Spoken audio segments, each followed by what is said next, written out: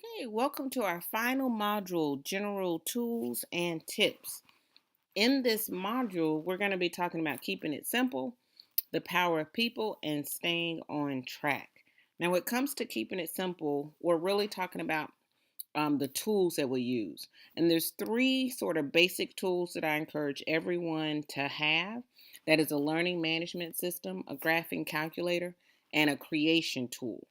Now, let's look at these three tools kind of more in depth.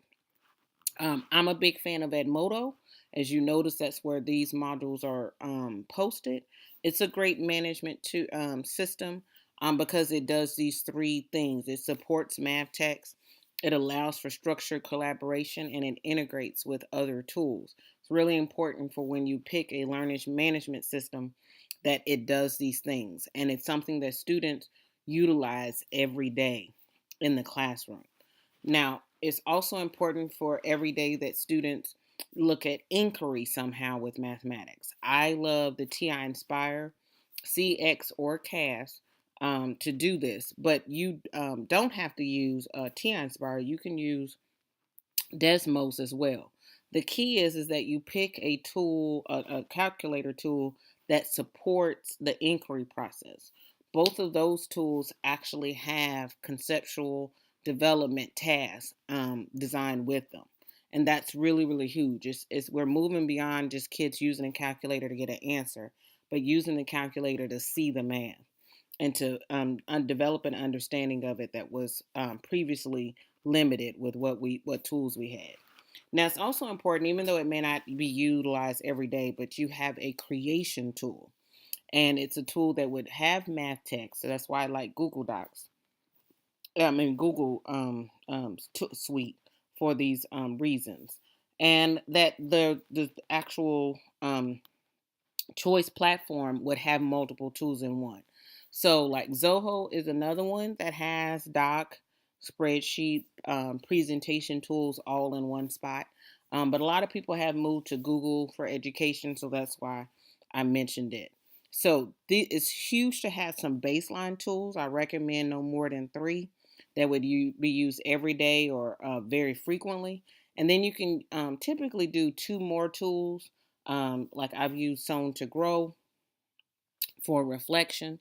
That's not necessarily all the time to support your classroom. Just always remember to think of your pedagogy first. What are you trying to accomplish? And then the tool match it. Now, when it comes to the power of people, it's really important to remember that critique really develops you. I love this quote. While we would love to have no criticism, probably if we had no critique, we wouldn't do anything meaningful. We all learn from what we are not doing, not what we do. And so I love using experts for that, but I also love using students for that. So we're gonna I'll look at a quick clip, just a piece of some students critiquing each other's thinking about functions, and we won't see it all due to time, but notice how much they're interacting with each other to define what a function is.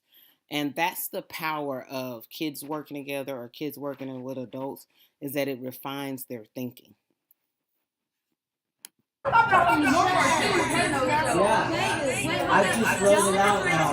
Look, 2 and 2. Yeah, I just wrote it out now. What do you going to later? Yeah, because you only have to write it 2 one time. Then one of them is going to go to twice. Look.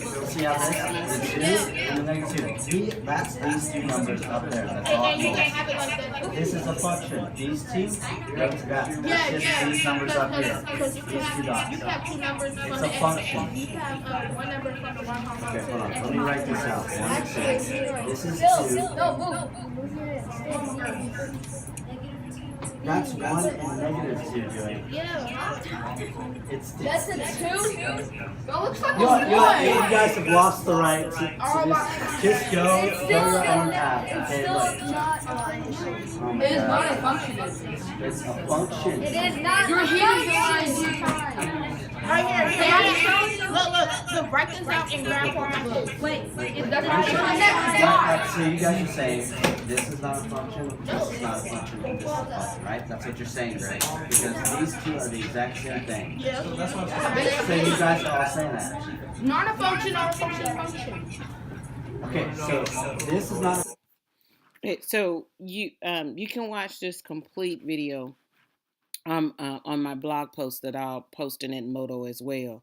But what I wanted you to really notice is the power of the discussion of the students without me.